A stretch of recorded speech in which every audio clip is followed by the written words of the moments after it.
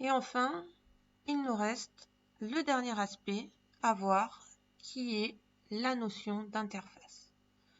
Donc une interface, c'est un petit peu à l'image d'une classe abstraite, au détail près que une interface n'aura jamais de méthode concrète. Donc elle n'aura que des méthodes abstraites.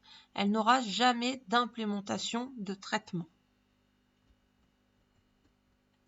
Le rôle d'une interface, ça va être de permettre aux développeurs d'uniformiser un petit peu ces développements. Donc une interface va regrouper uniquement des méthodes abstraites. On va donc définir dans celle-ci uniquement les signatures des méthodes qui seront obligatoirement réimplémentées dans les classes qui implémenteront cette interface. Alors l'idée, c'est qu'à travers cette interface, évidemment, on ait connaissance des méthodes qui seront réimplémentées donc dans les classes, mais uniquement de leur manière de les utiliser, c'est-à-dire que l'on va définir nos méthodes abstraites, donc c'est-à-dire les signatures des méthodes utilisables, tout simplement par les classes qui implémenteront cette interface. Alors par exemple, si je reprends toujours ma méthode attaquer, j'aimerais que, alors, cette méthode-là, elle va peut-être correspondre à quelque chose de plus global. Pourquoi? Parce que le fait d'attaquer, ici, va être défini dans une classe mère personnage, mais on pourrait avoir d'autres classes qui peut-être auraient besoin d'utiliser cette méthode.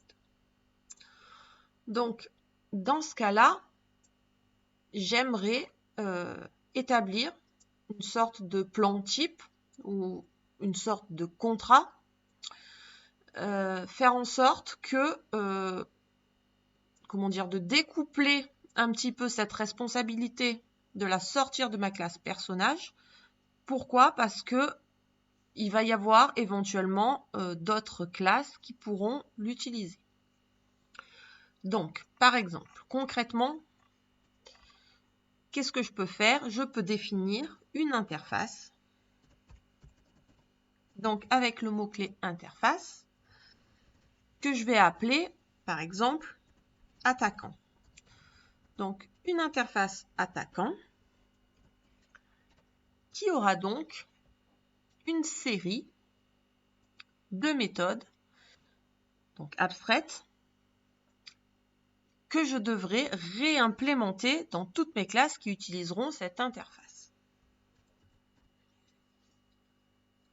Alors mon interface attaquant va donc représenter uniquement dans la logique d'utilisation un objet donc qui implémentera l'interface attaquant qui sera donc également du type attaquant.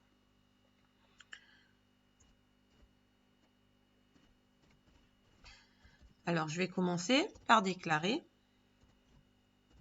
ma méthode attaquer. Donc je déclare sa signature complète. Donc ma méthode attaquer prendra obligatoirement un paramètre qui sera de type personnage. Donc concrètement, une classe dérivée de ma classe personnage. Donc toutes les classes qui vont implémenter cette interface attaquant auront l'obligation de redéfinir ma méthode attaquer qui prendra en paramètre un personnage. Donc maintenant, comment dire à ma classe personnage d'utiliser mon interface attaquant? C'est simple. J'utilise le mot-clé implement et donc je vais lui dire d'implémenter mon interface attaquant. De cette manière, ma classe personnage a souscrit au contrat attaquant, donc est obligée de réimplémenter cette méthode attaquer. Donc je sais que toute classe qui qui va implémenter l'interface attaquant disposera d'une méthode attaquée. Et au final, ça va me suffire pour savoir ce que je vais pouvoir faire avec les classes, peu importe lesquelles, tant que je sais qu'elles implémentent l'interface attaquant. À partir de là, j'ai le mode d'emploi. Donc, je sais que si j'ai défini ces méthodes dans mon interface, toutes mes classes qui implémenteront cette interface seront obligées de respecter le contrat. Donc, je pourrai, à partir de n'importe laquelle d'entre elles, appeler une méthode attaquée, lui passer une instance dérivée de personnage et ça fonctionnera. Peu importe la manière dont le code est implémenté derrière, ça fonctionnera.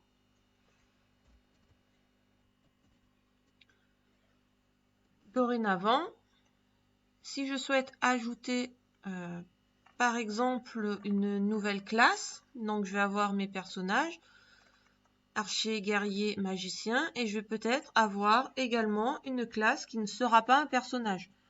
Donc par exemple, une classe créature. Donc une classe créature qui sera la classe mère, par exemple, de créatures qui pourront elles aussi attaquer. Donc il n'y a pas uniquement mes personnages qui vont pouvoir attaquer. Donc je peux avoir une classe créature qui va implémenter elle aussi l'interface attaquant. Donc ma créature sera obligée de ce fait de redéfinir la méthode de mon interface attaquant. Donc si je ne le fais pas, on va regarder ce que ça donne si je ne le fais pas. Donc PHP m'indique la classe créature contient une méthode abstraite qui doit d'abord être redéclarée soit abstraite, si je veux utiliser le système d'héritage, ou implémenter la méthode, qui est la méthode attaquée de mon interface attaquant. Donc, pour éviter cette erreur, je dois soit déclarer de la même manière que dans ma classe personnage ma méthode attaquée comme étant abstraite. Dans ce cas-là, je vais être obligée d'avoir des classes filles qui vont étendre créature pour avoir mes objets concrets. Soit je vais implémenter directement cette méthode dans ma classe créature. Donc c'est ce que je vais faire pour gagner un petit peu du temps. Donc je vais être obligée de redéfinir attaquer en respectant le contrat.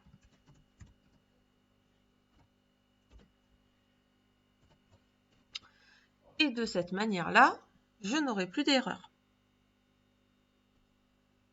Donc, par exemple, elle me prendra mon personnage et...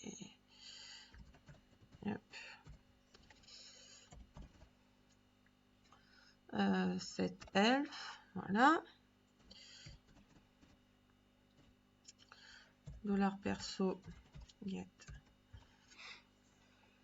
elfe, voilà. Moins et une créature, elle par contre, elle va implémenter la méthode attaquer un petit peu différemment d'un personnage. Donc elle me fera peut-être un dommage aléatoire, par exemple. Donc on va mettre, elle me fera entre 6 et entre 6 et 8 points de dégâts, par exemple. Voilà. Ou on va mettre un petit peu plus, on va dire entre 6 et 12. Voilà. Donc ça, évidemment, c'est pour que ce soit plus simple. Elle aurait effectivement des propriétés, etc. Mais ce qui est important, c'est que cette classe-là, qui va implémenter elle aussi mon interface attaquant, va pouvoir réimplémenter, donc redéfinir ma méthode attaquer avec un traitement qui est différent du traitement que l'on a défini dans mon personnage. Tout ce qui convient de faire, en fait, c'est de respecter la signature de ma méthode, donc définie dans le contrat. Et donc, dorénavant, j'ai mes personnages. Si je crée un nouvel objet, donc créature,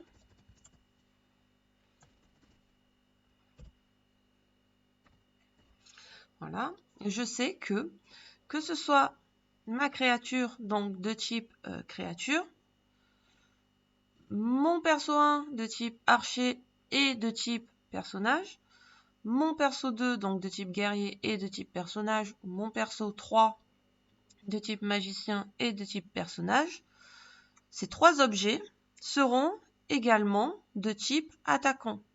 Pourquoi? Parce qu'ils implémentent, parce que leur classe implémente mon interface attaquant. Donc je sais qu'à partir de ces trois objets-là, je pourrais utiliser une méthode attaquer.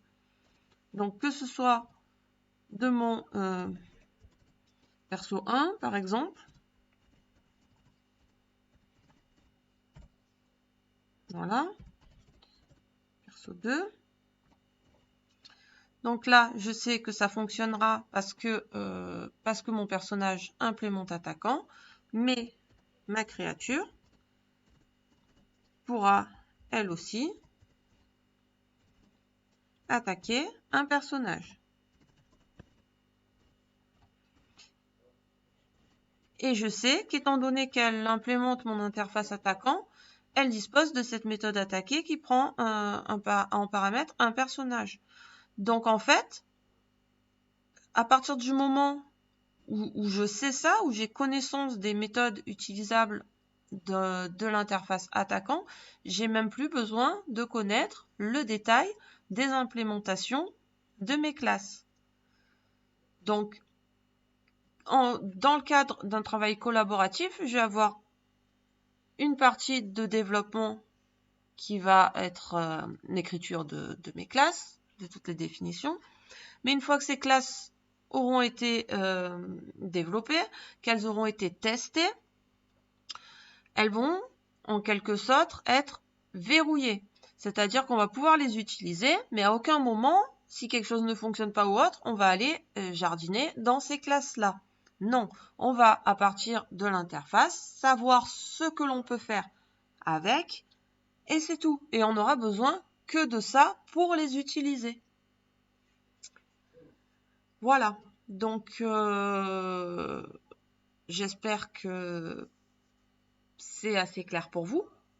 Donc, n'hésitez pas à me faire un retour à la suite donc, de cette vidéo. Et donc, je vous laisse avec des travaux pratiques.